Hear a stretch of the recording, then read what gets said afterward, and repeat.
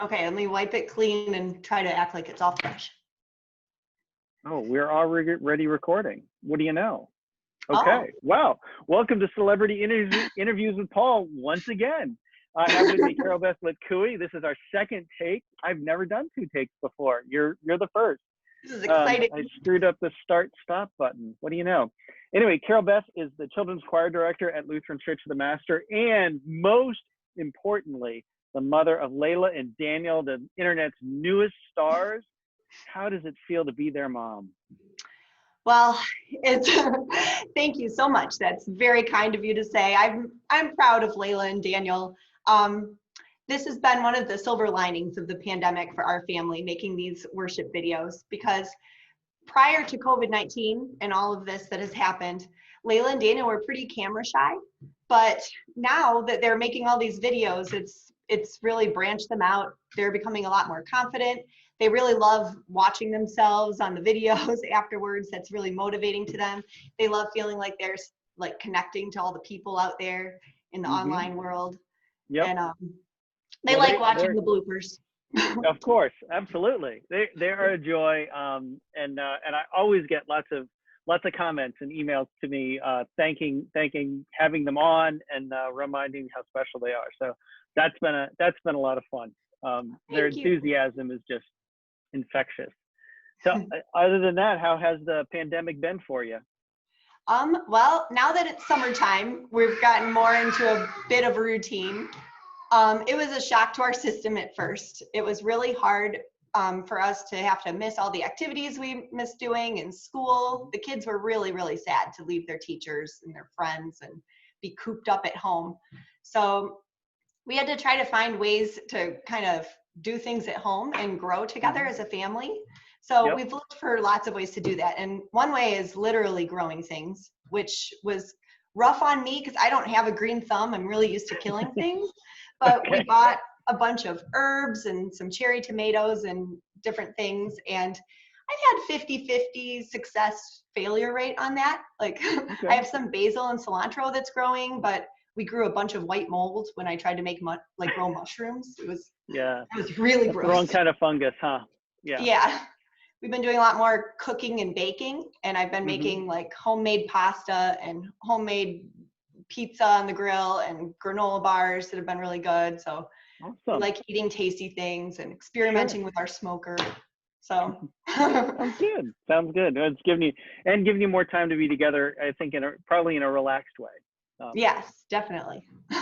Slowed things down. Well, as children's choir director, since we're not together in person, your role has changed a little bit. What happened, and how did you adapt, and what all did you do? Well, my role has sadly become less musical, but I'm happy that we found ways to stay in touch.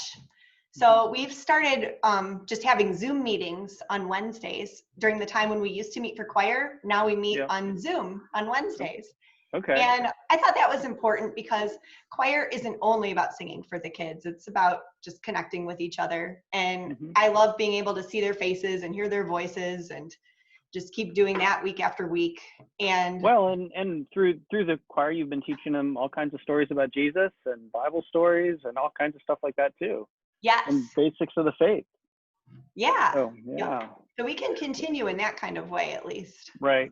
I know we on one of the church meetings I was on with the bishop, we had about 70 pastors on, and we tried to sing Happy Birthday together on Zoom to one of the pastors, and it was a horribly chaotic mess. Although you know what that's like then. Yeah, yes. I mean, for that it was fun. The chaos was part of the gift. But in terms of like actually producing something, it is your videos you're playing and you're recording at the same time. The amount of time it takes to produce a video where multiple people are singing the same. Yeah. Did you and your mom, did you do any flute stuff with that for us? Yes, your mom? My mom and I played a duet during the Mother's Day service for church. Right. Yeah. And how hard was that to put together? Well, I think most of that was really on Steve. He's the one who really had the hard job of putting the 2 videos together, but it's super different than when you're playing in person with somebody. So my mom made the first recording, And then I listened to her recording while I played along with the recording. Yeah. And so it's weird when you're putting it together, but it is really cool. Now we have this keepsake from this pandemic of the two of us playing a duet on screen like that. And that's kind of cool. That's a It'll be beautiful thing to memory. have. Yeah, and it's if on you YouTube put a too. bunch together, that would take forever. That would take a really long time. Yeah, it's a lot of work. You know, when you think about this experience and you think about you know, moving, as we talk about moving back and what reconnecting is going to look like physically and stuff, and in terms of like the choir and things, do you see yourself doing things differently because of this, or will you adapt things in different ways? What have you learned? Well, musically, like we also had a Zoom fail where we tried all singing together on Zoom and it didn't work out. So really, there is nothing that replaces the experience of being together in a group and making music together. And I know one thing about this time period is I'm so appreciative of in-person gatherings. And so I can't wait until it's just safe enough for us to be able to do that again and be together socially and sing together. But of course, some of the other things we've been doing, we've been playing other kinds of games and talking about Bible stories and doing things like that. Those things will still get incorporated into our practices, I think, too, when there's time. Of course, we do a lot of musical things during the half-hour period I'm with them. So. Oh, yeah. Well, you can't slow down with kids that age, because if you do, they're gone, right? That's right. Absolutely. You got to keep it moving forward all the time. Well, well, where do you find joy in these times? Well, I find so much joy spending time outside with our family. We've been like going on. Daniel just got his training wheels off of his bike, which has been really exciting. Huge. Yeah. So Sam and I like going on jogs while the kids do their biking. So just doing a family bike jog thing together has been awesome.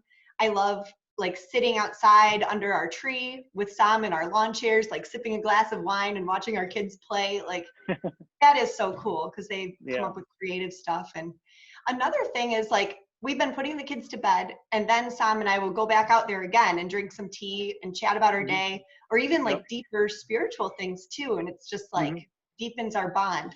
And that's something we could have done with or without this pandemic, but the pandemic kind of brought it out in us, like just exchanging habits like watching screens or TV for healthier habits of just hanging out more outside and being with each other. And that has been really, really a place I find joy. Awesome.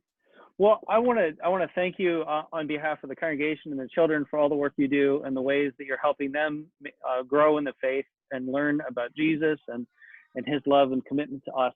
And thank you for the gift of sharing your children with the world.